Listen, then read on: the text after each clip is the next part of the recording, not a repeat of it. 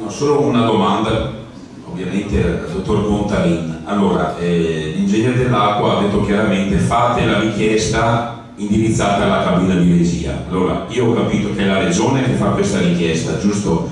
Sulla scorta della nostra lettera.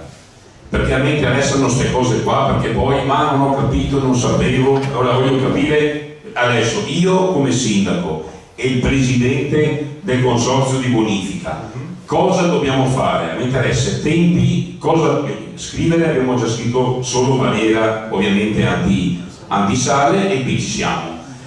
Volevo capire a chi dobbiamo riscrivere eventualmente, se non è bastata la lettera di 3 pagine, diciamo l'ultima che abbiamo fatto.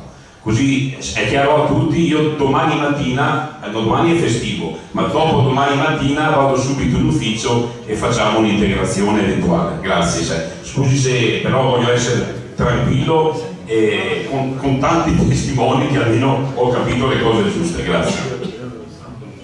Buonasera a tutti anche da parte mia. Porto i saluti dell'assessore Canar che avevate invitato e che non può essere qui con voi. Allora, rispondo secco al sindaco. Avete scritto a tutti ma non al commissario straordinario per l'emergenza siccità.